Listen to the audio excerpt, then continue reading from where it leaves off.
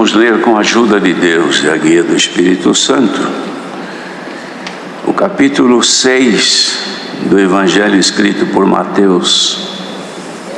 Evangelho de Mateus, capítulo 6, meia dúzia.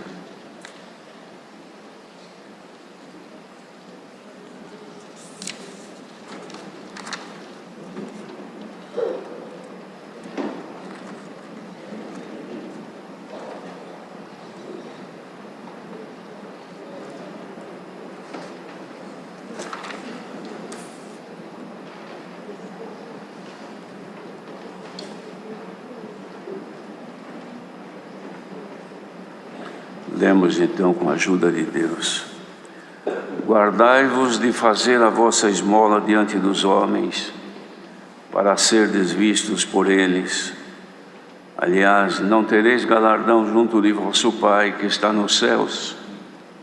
Quando, pois, deres esmola, não faças tocar trombeta diante de ti, como fazem os hipócritas nas sinagogas e nas ruas, para serem glorificados pelos homens.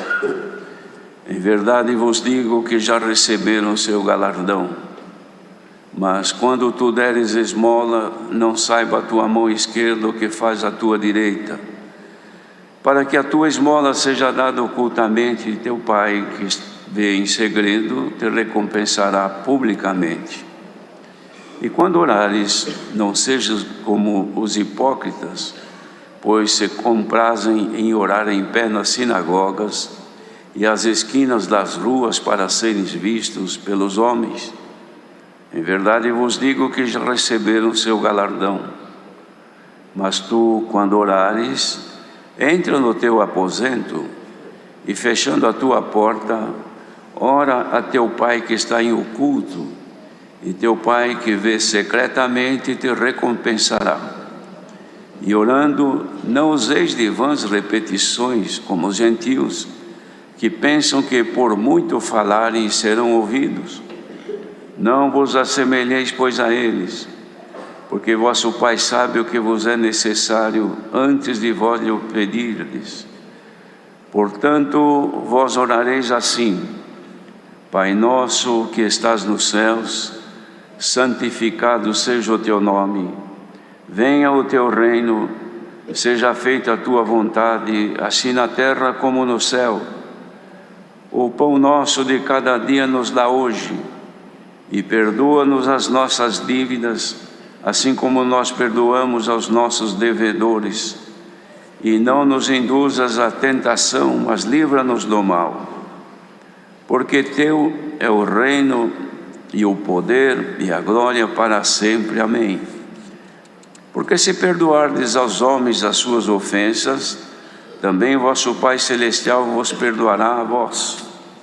Se, porém, não perdoardes aos homens as suas ofensas, também vosso Pai vos não perdoará as vossas ofensas.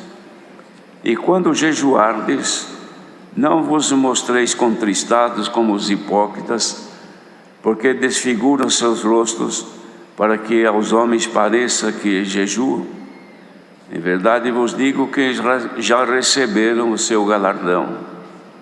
Porém tu, quando jejuares, unge a tua cabeça e lava o teu rosto, para não pareceres aos homens que jejuas, mas a teu Pai que está em oculto, e teu Pai que vê em oculto te recompensará. Até aqui somente.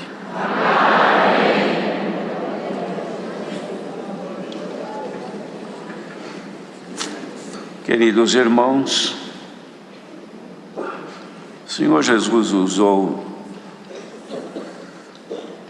através da palavra, as oportunidades que tinha junto aos seus discípulos e às pessoas que o acompanhavam, sermões para poder instruir aquela gente através da graça que por ele era manifesta, coisas que o povo conhecia, mas não era lembrado. Conhecia porque a lei também ensinava o povo a buscar a Deus, Mas dada a falta das virtudes que pela fé poderia se alcançar, o povo também ouvia e não dava nenhum valor, isto é, não conseguia guardar para andar segundo os preceitos do Senhor. Mas aqui agora o Senhor Jesus apresentava, através da graça, a palavra da vida, que aqueles que ouvindo podiam receber em si mesmos a virtude para poder cumprir e agradar a Deus. E ele então, nessas instruções, que era uma continuação do discurso que fazia, ele falou sobre esmolas, falou sobre oração e sobre o jejum. Isto para aquelas pessoas que já conheciam, todos sabiam dar esmolas, todos tinham já conhecimento de como fazer a oração a Deus, que nada mais era do que pedir a Deus que atendesse os seus pleitos, as suas necessidades.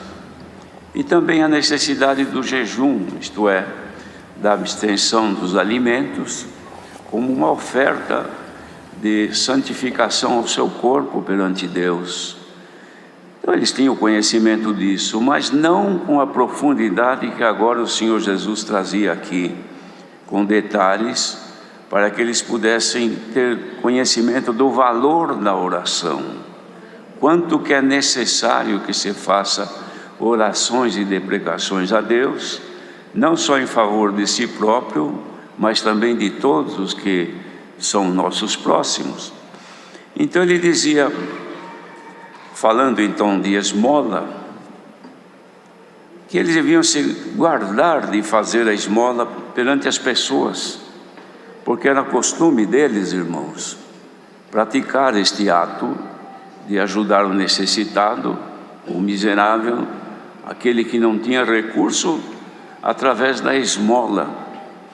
E esta esmola eles aproveitavam a oportunidade para que, através desse ato, pudesse ser visto também pelas pessoas que estivessem em volta. E naturalmente, com isso, eles eram honrados, glorificados ou até enaltecidos pelo ato de caridade que faziam. Mas o Senhor Jesus falava uma coisa que eles não conheciam, dizendo que este ato de atender ou ajudar o necessitado devia ser feito de forma oculta, para que ninguém, aproveitando esta oportunidade, pusesse os olhos naquele que praticasse, para que não fosse glorificado e nem exaltado por isso. Porque a glorificação, ou seja, a exaltação e o resultado disto, não deveria vir das pessoas que vissem, mas vir de Deus, porque Deus cuida do necessitado, do pobre, daquele que precisa, e usa então daquele que tem, para que aquele que tem não lhe falta, ou melhor, o que não tem não lhe falta, e aquele que tem também não venha padecer depois. De modo que praticar este ato, o Senhor Jesus ensinava a eles que era bom, desde que fizesse isto perante o Senhor, para que do Senhor pudesse vir a recompensa. E serviu isso naqueles dias e continua servindo até hoje, como nós temos conhecimento. Aquilo que uma mão faz, a outra não deve ter conhecimento. Ou seja, o que se faz para o bem de outrem, nós devemos de fazer ocultamente, não mostrar a ninguém e esperar que de Deus venha a recompensa em quaisquer situações, irmãos. Porque não é só dando um dinheiro para um necessitado, ou dando um pedaço de pão ou um alimento, não é somente isto, mas também atender, irmãos, nas necessidades da vida espiritual. Uma oração, um conselho, um abraço, um ombro amigo que ofereça àquele que está em aflição. Isto é um ato de caridade, é um ato de benignidade, e que não deve ser feito por esperar recompensa de alguém aqui na terra, mas se faz sempre esperando que seja visto por Deus, porque é Ele quem nos dá para que nós possamos dar também a outros. Então o Senhor ensinou desta maneira. Depois, como os irmãos viram, Ele dizia: quando vocês derem esmola, não toque trombeta, isto é, não anuncie, não conte para ninguém. Já nos nossos dias, Quantas vezes acontece que algum irmão, ele sente no coração de fazer algum atendimento numa cidade, num lugar, a uma família, e dispõe-se a atender na medida do que lhe é possível fazer, e depois vem agradecer a Deus. Então levanta perante o povo e dá graças a Deus, porque o Senhor lhe fez saber de atender em tal cidade, de fazer isto para uma família, de fazer tal coisa para outra, de modo que ele está tomando a liberdade daquele que recebeu a bênção ser grato. E ele mesmo está sendo grato ao Senhor, mas na verdade era quem recebeu a bênção que devia ser grato ao Senhor. E ele fazendo isso indiretamente, ele está levando para si uma glória, está levando assim, o povo está olhando, olha que interessante este irmão, Deus usa dele, é um irmão cheio de caridade, porque ele viaja para cá e para lá e atende, faz e acontece. Então já recebeu o seu galardão. Então quando fizermos algum bem, sejamos, irmãos, discretos diante do povo, para que não venhamos ser elogiados por aquele ato de gratidão. E às vezes se ouve nos testemunhos e a pessoa conta naquela simplicidade, mas é por falta de instrução, dizendo que o Senhor lhe mandou aqui, lhe mandou ali, que levou um caminhão de coisa, que atendeu, que fez isso, e que lá Deus fez mais aquilo e mais aquilo outro. A pessoa está contando na simplicidade, mas essa simplicidade traz para si um louvor, quando na verdade quem deveria de contar esta bênção recebida seriam aqueles que foram beneficiados. Fica isto aqui, irmãos, de conselho e de exemplo para nós. Quem quer receber de Deus recompensa para a boa obra que fizer, faça de maneira oculta, porque Deus vê em segredo aquilo que nós fazemos de bem e também de mal, porque aos olhos de Deus ninguém pode se ocultar, irmãos.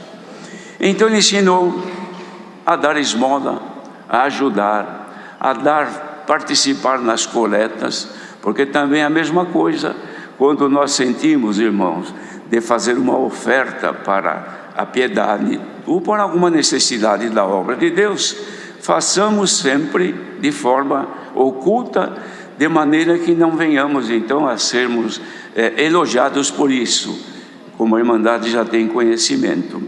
Mas aí, irmãos, o Senhor deu a Jesus de ensinar uma coisa que no passado ninguém havia falado, era sobre a oração, porque agora, na graça do Senhor Jesus, o povo de Deus tem o dever de orar sempre e sem cessar, porque a oração, irmãos, é a nossa comunicação com Deus, é a forma de nós manifestarmos a Ele o pleito, a necessidade, a petição e esperarmos dele o recurso, porque Deus ouve a oração do necessitado. O Senhor disse também que a oração deve ser feita, irmãos, insistentemente perante o Senhor. Ele conta uma parábola, uma comparação que ele fez, de um juiz que era iníquo, um juiz que não temia a Deus e por ser juiz não respeitava ninguém. Ele era uma autoridade suprema. E havia naquela cidade uma viúva, já idosa, que precisava que fosse feito para ela uma justiça num assunto que ela tinha, que somente uma autoridade como um juiz poderia lhe dar uma solução. E ela ia e rogava aquele juiz, mas ele não lhe dava atenção, até porque era uma mulher pobre, necessitada. Ele talvez achasse que não merecia um favor seu, mas ela não desistiu, e ela estava ali sempre. Juiz, eu preciso de que me seja feita justiça nesta causa, ela é justa, mas olha para mim, tem piedade de mim. E foi insistindo, até que um dia o juiz falou: olha, quer saber de uma coisa? Ainda que eu não respeito ninguém, nem temo a Deus, mas esta mulher não para de me pedir isso, eu vou lhe fazer justiça. Assim ela para de me importunar.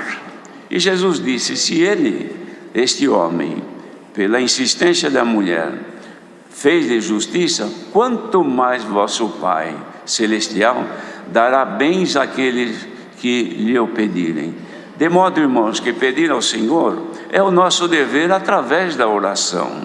A oração se faz, irmãos, dobrando os joelhos em sinal de humilhação perante o Senhor, como reverência.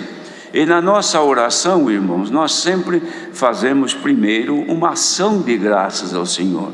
Apresentamos a Ele a nossa gratidão por sermos chamados no caminho, na graça do seu Santo Filho, e agora estamos caminhando nela, tendo em nós uma esperança de vida eterna. É o nosso dever sermos gratos. E depois então, nós apresentamos o nosso pedido, e seremos depois gratos ao Senhor por nos ouvir. Este é o modo de orar. E o Senhor então, como o povo não conhecia, Ele fez, irmãos, uma forma genérica de orar, que nós conhecemos todos como a oração do Pai Nosso.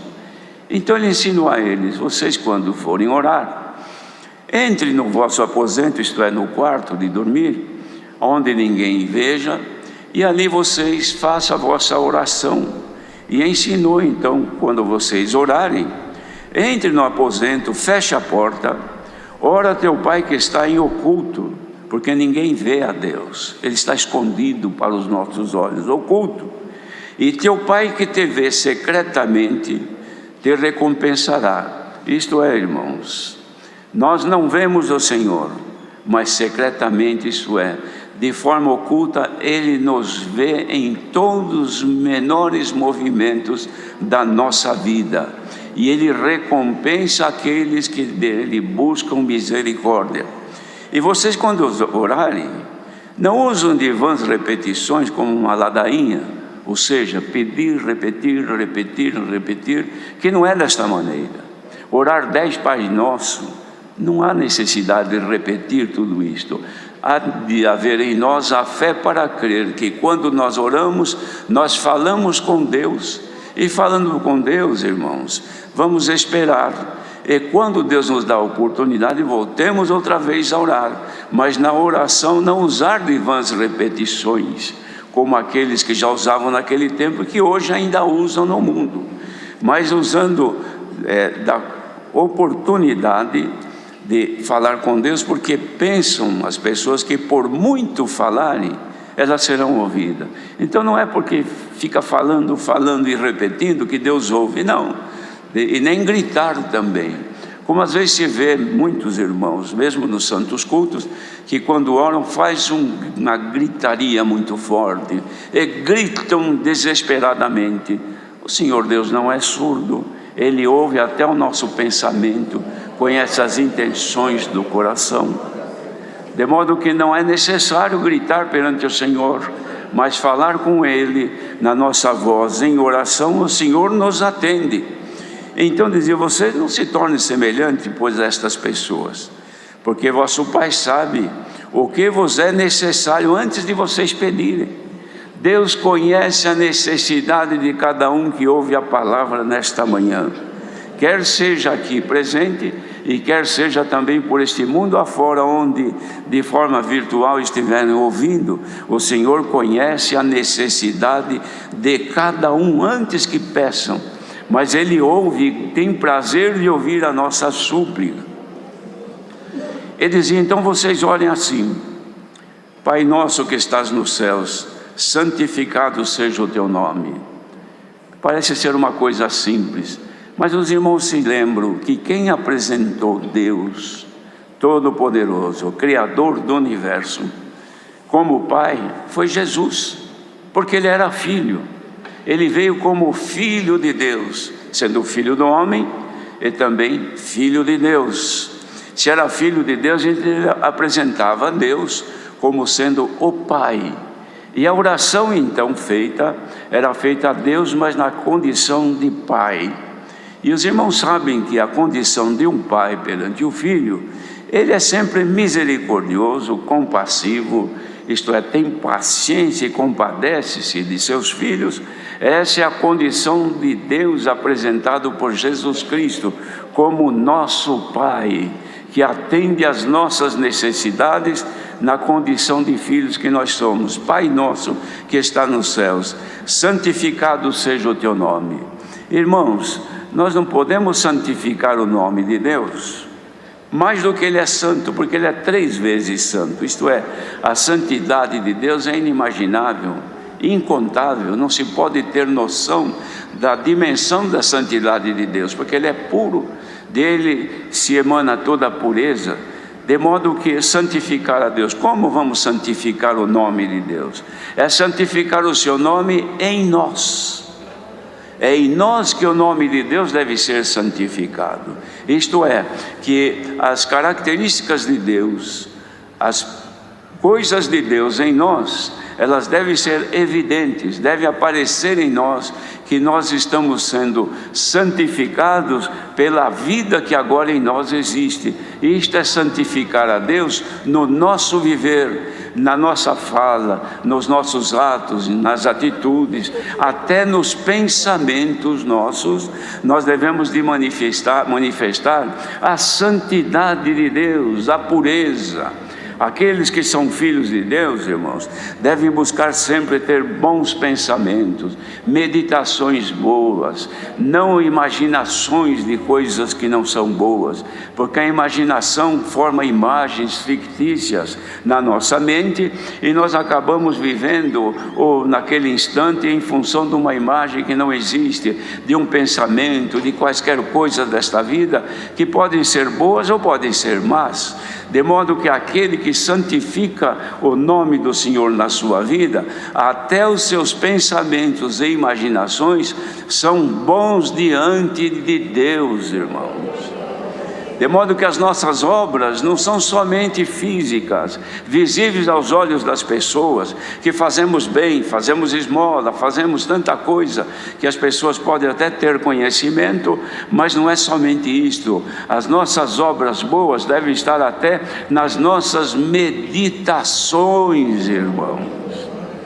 Davi mesmo, em sua oração, ele, no final da sua vida, disse: sejam, Senhor, aceitas por Ti as palavras da minha boca e as meditações do meu coração. Meu coração, isto é, da minha vida, da minha forma de viver, o que eu medito, aceite, porque não são meditações perversas, não são maquinações de males, não são projetos malignos, mas são pensamentos bons, para que Tu sejas santificado em mim, no meu ser, no meu viver. Este é o trabalho da palavra de Deus na boca de Jesus Cristo, dada aos discípulos, e que hoje também aos discípulos deles aqui presente, o Senhor também nos ensina. Em tudo Deus deve ser santificado em nossa vida. E depois dizia assim: venha o Teu reino e seja feita a Tua vontade, assim na terra como nos céus. Venha o Teu reino.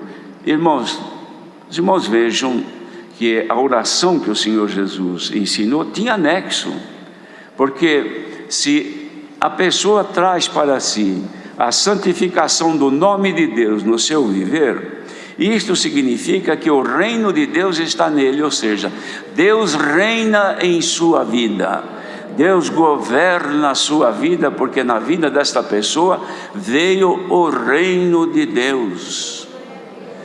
Quando o reino de Deus, irmãos, está na vida da pessoa, a pessoa é governada por tudo aquilo que é santo, pelo viver que agrade a Deus, porque Ele é governado, a sua vida tem um rei que governa, é Deus por seu Espírito. Então quando nós dizemos: Senhor, venha o Teu reino, é porque eu pertenço agora ao reino de Deus, sou um súdito, sou um servo, sou uma serva de Deus, porque é Ele quem governa na minha vida.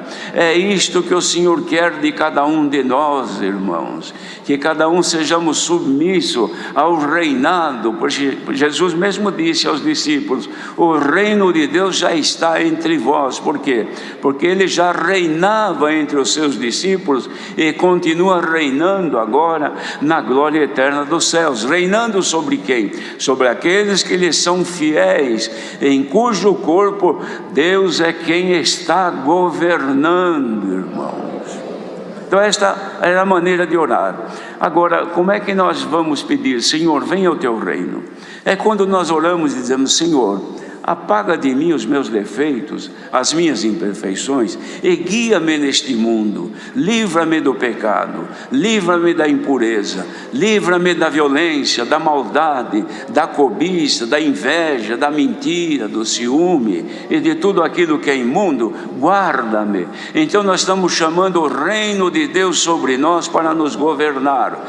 Quando este reino se aparta, irmãos, da vida da pessoa, quem passa a reinar é o reino das trevas. A pessoa deixa a luz de Cristo e passa a viver sob as trevas do pecado. Então reina o que? A malícia, o engano, os pensamentos maus, a violência, o ódio, a ira, e tudo aquilo que é perverso faz parte da vida da pessoa, e ela vive sob o governo daquilo, porque não é Deus que está reinando ali, é o reino das trevas. E onde a luz de Cristo raiou, as trevas desapareceram. Nesta manhã, irmãos, venha Deus com o seu reino e faça raiar essa luz em todos os nossos corações. Que nada das trevas do pecado estejam em nós, que sejamos purificados. Por quê? Porque ele dizia: e seja feita a tua vontade, tanto aqui na terra como ela é feita aí nos céus. O que quer dizer isto, irmãos? Qual é a vontade de Deus? É isso que está sendo pregado agora. A vontade de Deus é que Ele reine em nós, é que Ele nos guie, Ele nos domine, Ele nos leve aos caminhos bons, Ele nos leve à santificação. Esta é a vontade de Deus em nós, como ela é feita nos céus. A vontade de Deus nos céus é cumprida, porque lá só há santidade, a pureza, irmãos, a glória dele está lá, e isto Ele quer que aconteça aqui também. Então nesta manhã, qual é o prazer de Deus, irmãos?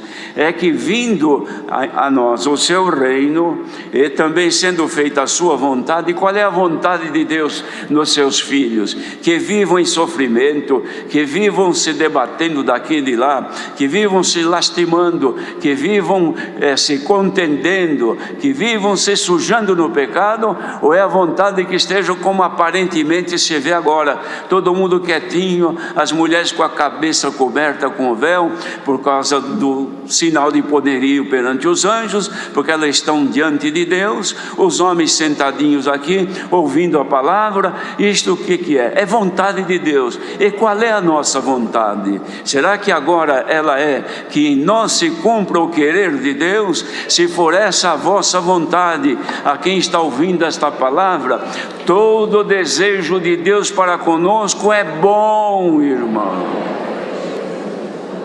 Bendito seja Deus. O querer de Deus ao seu povo não é de mal. Dizia o Senhor Deus: se Israel me ouvisse, então seria para eles tudo que era bom, mas não ouviu, desobedeceu, e as consequências vieram.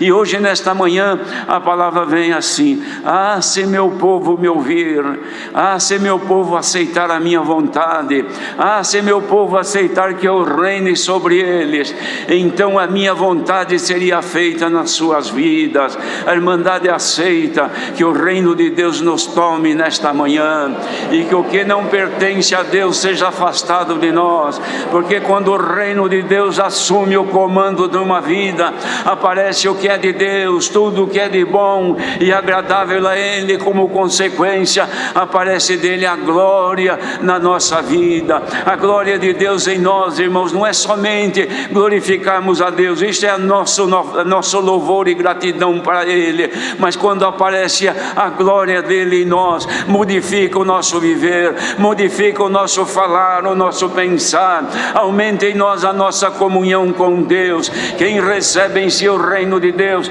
tem contato direto com Deus, tem comunhão com Deus, fala e Deus ouve, canta e Deus aceita o seu louvor, congrega e o Senhor o recebe. Irmandade, ouvindo esta palavra, sejamos agora aceitos por Deus, recebidos por Deus na sua presença. Santo é o Senhor. Se aceitamos, irmãos, o governo de Deus na nossa vida, não haverá lamentação, Irmãos, vejam que Jeremias, profeta, quanto que lutou, sofreu, padeceu, mostrando a Israel, talvez a Judá também, a necessidade da pureza, da obediência, de amar a Deus. Mas ele padeceu, foi até lançado num calabouço, num poço de lama, e quase morreu. Sofreu, mas anunciou sempre a misericórdia de Deus e também o castigo aos desobedientes. Depois, o seu último livro, ele escreve Lamentações. E lamentação, irmãos, não vem antes do mal, só vem depois. Só se lamenta depois que o fato mal aconteceu, só se lamenta depois que a desgraça apareceu, mas antes se suplica. Hoje é dia ou manhã de aprender a orar, antes que a lamentação venha. A Irmandade aprenda agora a clamar a Deus, clame a Deus, que Deus ouve a vossa oração, proponha aceitar a vontade e o reino de Deus na sua vida. Deus reinará na vossa vida, vos governará, vos guardará e livrará do mal, porque Deus quer o nosso bem. Irmãos, se nós pudéssemos considerar a extensão da oração que Jesus ensinou aos discípulos, então agora nós íamos dizer aqui: Senhor, eis-me aqui, faça em mim a tua vontade, Senhor. Venha o teu reino, assim na terra, e seja feita a tua vontade, assim na terra como no céu. E fez um pedido, então ensinou a fazer um pedido: o pão nosso de cada dia nos dá hoje. Não ensinou a pedir bastante pão para hoje a semana inteira, não. Senhor, eu preciso de pão hoje, porque hoje eu tenho fome. Amanhã será outro hoje, depois da manhã será outro hoje. Cada dia na minha vida será um hoje, e eu preciso de pão sempre hoje. E hoje eu preciso de pão, hoje eu preciso de socorro, hoje eu preciso de misericórdia, hoje eu preciso de uma atenção, hoje eu preciso de uma justiça na minha vida, hoje eu preciso de uma providência, hoje eu preciso de saber se tu me aceitas, hoje eu preciso saber se tu ainda habitas dentro de mim, hoje eu quero saber se o teu reino ainda me governa, hoje eu quero saber se eu posso aceitar a tua vontade. Ponhamos-nos todos em comunhão e Deus vai manifestar o seu querer. Quem precisa dele, o pão de hoje chegou. Eis aí o pão da vida, a palavra, Jesus Cristo, o Filho de Deus. O que é que te falta? Precisa de condição para servir a Deus? Precisa de qualidades para melhorar os teus caminhos? Precisa de dons para agradar a Deus e ficar melhor nesta graça? Agora é a oportunidade. Bendito seja o Senhor. A oportunidade é esta, que Deus está oferecendo: reinar sobre nós e dar para nós o que é bom. Igreja reunida, presente onde estiver, o prazer bom de Deus é este, que nós sejamos governados por Ele, nada nos faltará. Ele é pastor das ovelhas, e Davi disse: Ele é meu pastor, nada me faltará, e me faz deitar em verdes pastos. Isto é, não vou me preocupar com amanhã, na segunda-feira não está me interessando, interessa hoje, primeiro dia da semana, domingo, que eu estou aqui, eu preciso do pão da vida hoje. Coma e beba, que a vossa jornada é cumprida nesta graça. Santo é o Senhor. Vai parar na palavra, irmãos, mas a virtude vai continuar, porque aceitamos que Deus reina em nós. Se Deus reina em ti, irmão e irmã, quando o adversário chega, ele sabe que aí tem um rei que é governador do universo, e foi este governador do universo, o Todo-Poderoso, que o destituiu da sua glória e lançou ele na terra, e se tornou imundo, horrível, e a condenação é o fogo eterno. E ele sabe que é esse rei eterno que te domina e que mora dentro de ti. Vamos sentir agora que ele está dentro de nós. Se Ele está dentro de ti, o teu coração vai acontecer como Davi disse: o meu coração ferve com palavras boas. Santo é o Senhor. E é esta palavra desta manhã. Saímos daqui na certeza que o reino de Deus está em nós. Deus seja louvado.